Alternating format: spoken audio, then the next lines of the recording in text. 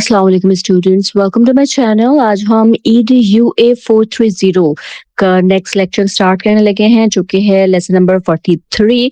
इसे हम final term preparation के लिए तैयार कर रहे हैं और ये लेक्चर्स कंप्लीट ज़रूर देखिएगा, क्योंकि इससे आपके एजुकेशनल सॉफ्टवेयर के हवाले से कॉन्सेप्ट्स जो हैं वो क्लियर होंगे। ठीक है, एग्जाम प्रिपरेशन के हवाले से बहुत इंपॉर्टेंट टॉपिक है, तो कंप्लीट जरूर देखिएगा। तो चलिए स्टार्ट करते हैं टॉपिक नंबर 187 के साथ, जो कि है mindful selection of early learning software. अब तक हमने एप्स और LMS सॉफ्टवेयर रिव्यू किए। अब इम्पोर्टेंट क्वेश्चन ये है कि टीचर ऐप या सॉफ्टवेयर सेलेक्ट कैसे करे।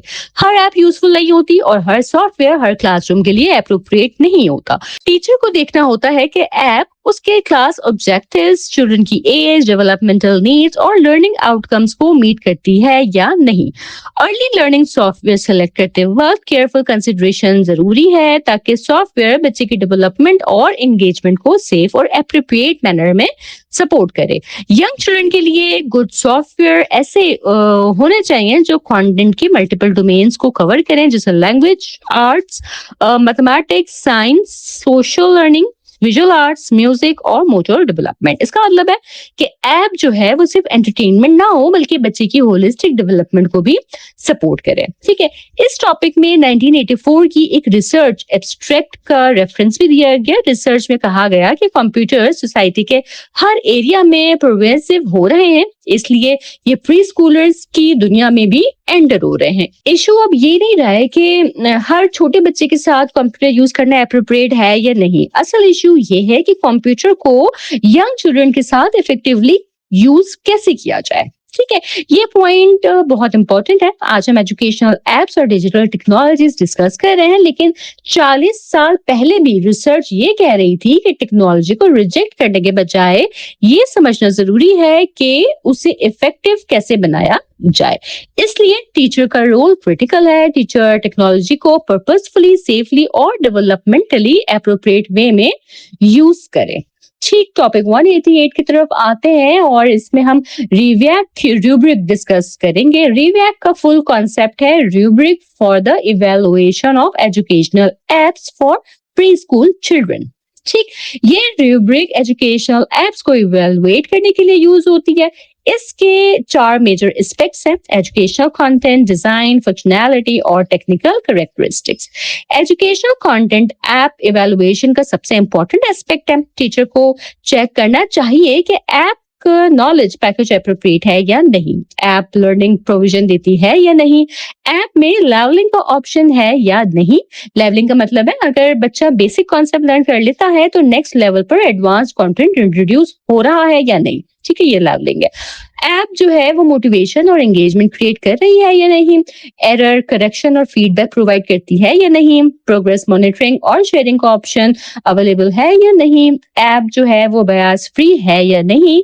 बयास फ्री का मतलब ये है कि ऐप जो है वो जेंडर, कल्चर, एबिलिटी या बैकग्राउंड की बेसिस पर बयास्ड कंटेंट ना दे। ठीक, दूसरा जो कंपोनेंट था इसका डिजाइन जो है वो ऐप का टेक्निकल और विजुअल एस्पेक्ट है। टीचर को ग्राफिक्स, साउंड, लेआउट, सीनरी और ऐप के जो मेन्यू डिजाइन है वो इवैल्यूएट करने चाहिए। जो यंग चिल्ड्रन है उनके लिए ग्राफिक्स क्लियर होने चाहिए, साउंड सुटेबल होना चाहिए, लेआउट सिंपल होने चाहिए और मेन्यू डिजाइन जो है वो चाइल्ड फ्रेंडली होना चाहिए। अगर डिजाइन जो है वो बहुत ज्यादा कॉम्प्लेक्स, ब्राइट, नॉइजी या कंफ्यूजिंग होगा तो बच्चा जो है वो लर्निंग के बजाय डिस्ट्रैक्ट हो सकता है।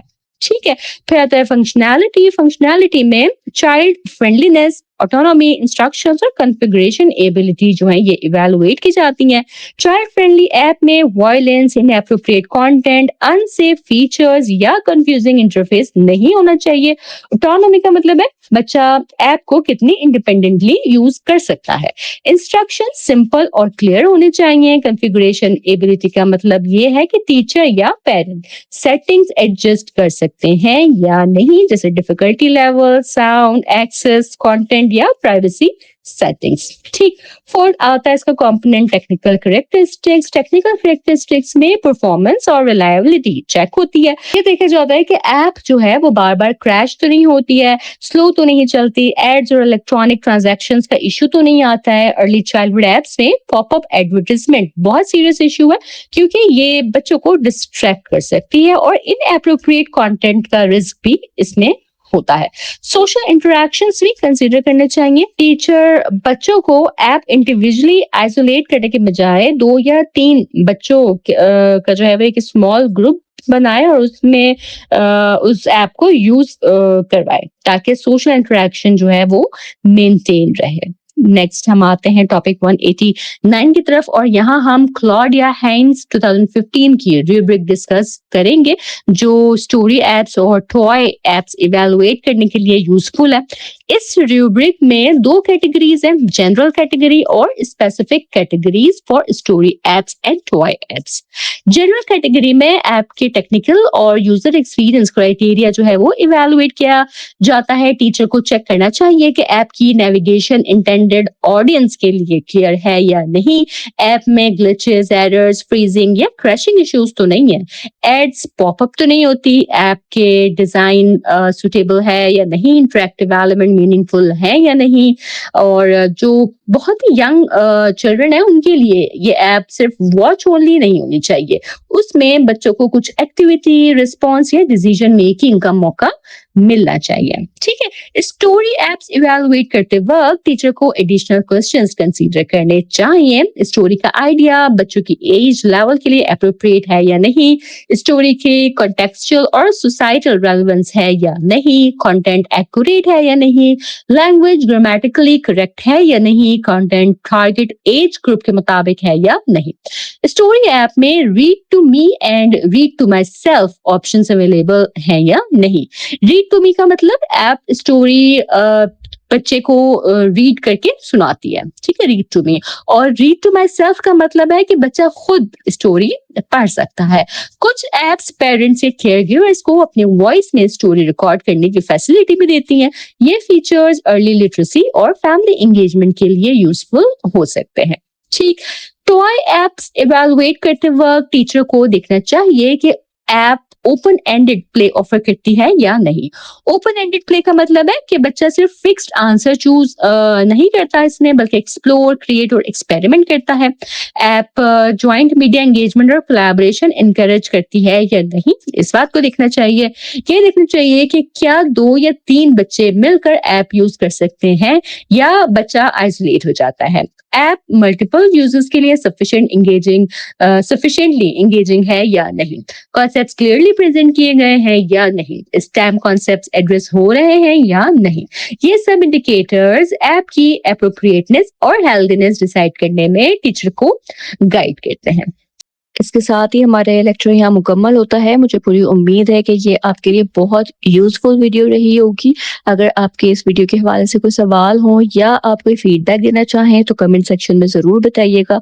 चैनल पर नए हैं तो सब्सक्राइब करना हरगिज़ ना भूलिएगा और मेरे लेक्चर्स को अपने फॉलो स्टूडेंट तक वर्चुअल यूनिवर्सिटी के डिफरेंट प्लेटफॉर्म पे ज़रूर शेयर करें, ताकि मैक्सिमम स्टूडेंट जो है वो इन लेक्चर से फ़ायदा हासिल कर सके। मैं इंशाअल्लाह ताला अपने नेक्स्ट वीडियो के साथ जल्द हाजिर होंगी। तब तक आप सब अपना बहुत ख्याल रखिएगा। अल्लाह हाफ़िज़।